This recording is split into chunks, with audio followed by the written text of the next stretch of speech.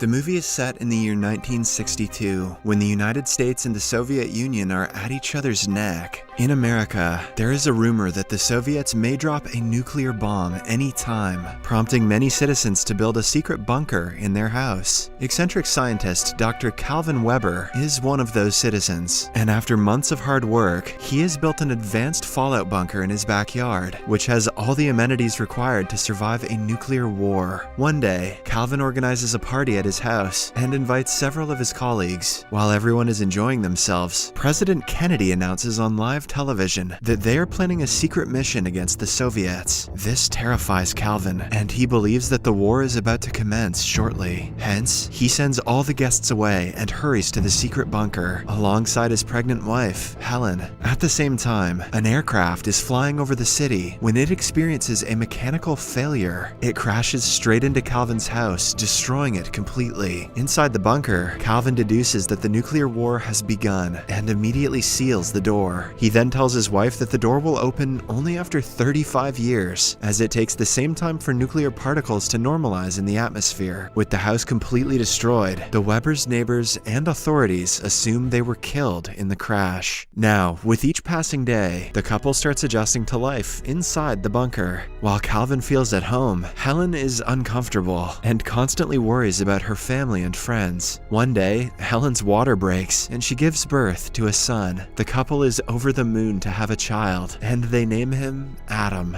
In the following scene, we see a bigger view of their bunker. It is stocked to last for 35 years, including a fish tank, fuels, a well-facilitated lounge area, and a mini-mart full of food. As time passes, Calvin homeschools his son and teaches him about the history of America. He wishes his son could one day rebuild the country as it was before. The movie then skips to the summer of 1965, when a team of construction workers cleans out Calvin's destroyed ground and builds a diner. Cut to 10 more years. It is now the autumn of 1975. Adam has grown into a kind and generous boy who likes spending time with his parents. He takes regular boxing classes from his father and dance classes from his mother. Meanwhile, the diner becomes a pizzeria and then a nightclub. In the basement, Calvin continues to teach his son about various topics. He explains about the stock market and gives lessons in French and Latin. While they talk, Calvin compliments his son's incredible sense of humor. One day, Calvin gives Adam a collection of his baseball cards and explains to him about sports. The movie then skips to the summer of 1995, where Calvin and Helen celebrate their son's 33rd birthday. Adam is a grown man now who desires to find a partner for himself. Next, it's 1997, and the bunker has reached its maturity. Finally, after 35 years, the bunker's door automatically unlocks itself, and the family excitedly goes to check. Calvin insists that they wait for the night and let him check first, since they don't know about the present world outside. Above the bunker, the diner has now become a home to beggars. While the beggars are drinking, there's a sudden shaking of the ground, and they think it's an earthquake. However, it turns out that Calvin has come up to the surface with a radiation suit on, and seeing him, one of the beggars falls unconscious. Following this, Calvin ventures out into his old neighborhood, only to find out that it has completely changed. He sees people playfully pointing guns at him, and even stumbles into an adult video store. Realizing that his neighborhood has degraded, he becomes worried and returns to the bunker. At the dinner table, he shares with his family that although the ground above is breathable, it has become a post-apocalyptic wasteland of irradiated mutants. As a result, they must continue living underground. Helen,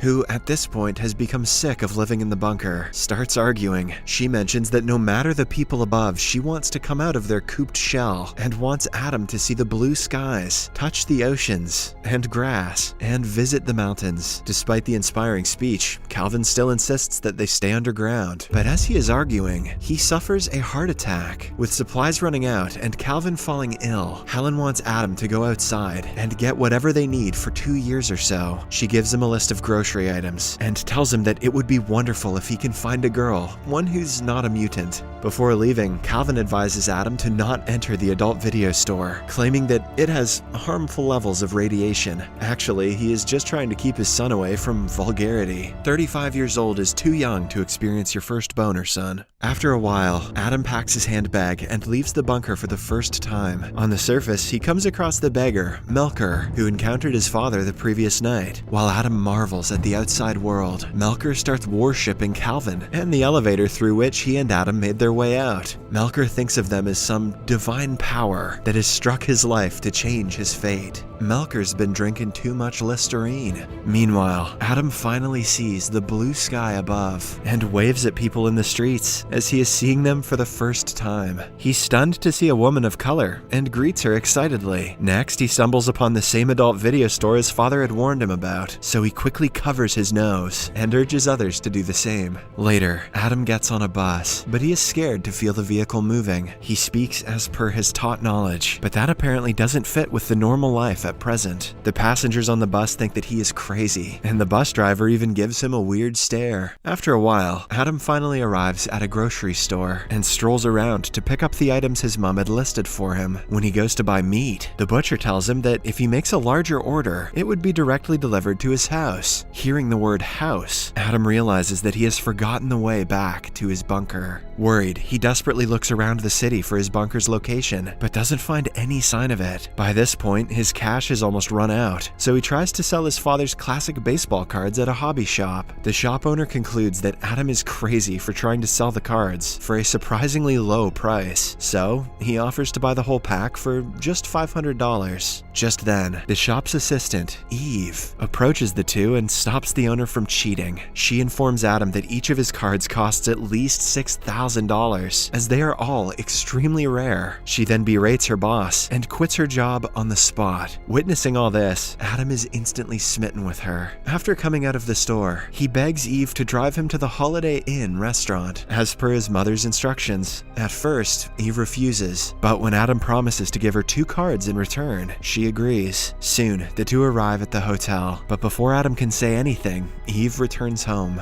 The following morning, Adam gets a call from Eve, who asks him to come down to the lounge area. It turns out that she has come to give back his card, since she feels guilty. After returning the card, she tries to walk away, but Adam asks her to help purchase supplies in exchange for $1,000 a week as her pay. Eve agrees, and they buy truckloads of supplies, as Adam has to make sure that the supplies last for at least 2 years. Later, he also asks Eve to help him find a wife, one who is not a mutant. In the next scene, Adam meets Eve's gay housemate and best friend, Troy, who is a bit curious by nature. He asks Adam about his hometown, and the latter lies that he is originally from Alaska and has come here for a business trip.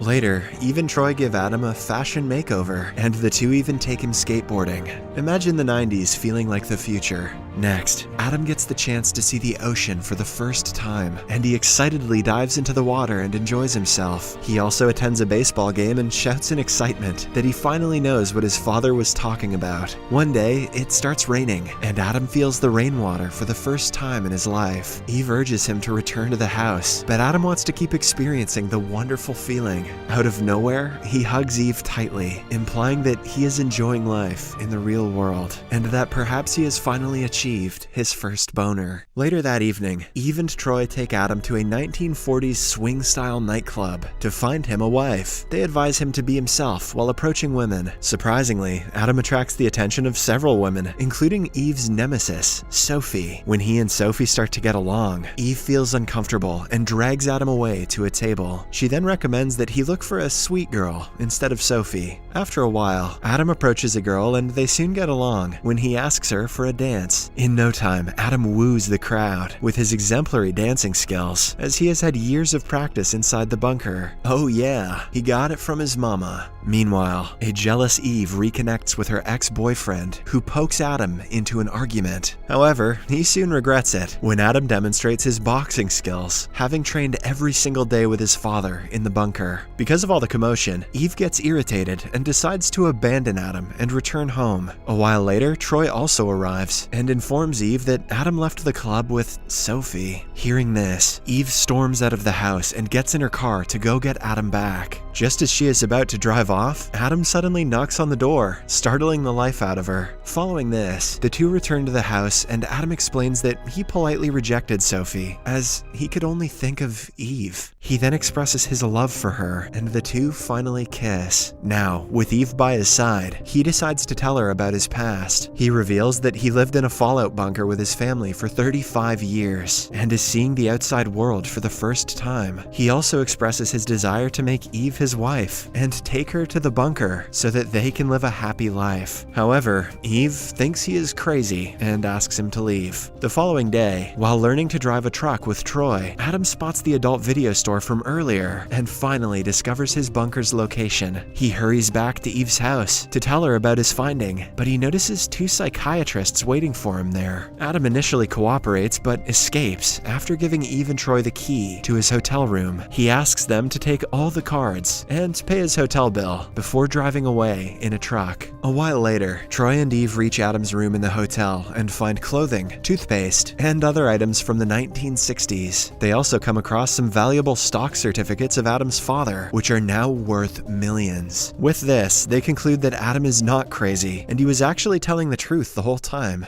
In the meantime, Adam returns home after 2 weeks of staying in the outside world. He hugs his parents and tells them about how lovely the world has become. Soon, Melker and his friends help Adam to load the supplies into the bunker. On the other hand, Eve and Troy try to locate Adam's underground bunker, but to no avail. At night, while they are returning home, Eve spots Adam outside the adult video store. She immediately calls out his name and gets out of the car. They embrace and kiss each other, and Adam takes her to meet his parents. Calvin and Helen are impressed with Eve, but Adam wants his father to wait for 2 months while he makes arrangements outside. During this time, Adam and Eve sell the stocks to build a new home in the country, identical to his previous house. They plan to bring Calvin and Helen slowly to the surface and start a new life with them. After a few months, Adam's parents arrive at their new home. They are astonished to see their son do so much for them. While Helen and Eve prepare dinner for the family, Adam reveals to his father that there was never an atomic war, and that the bomb was not a bomb.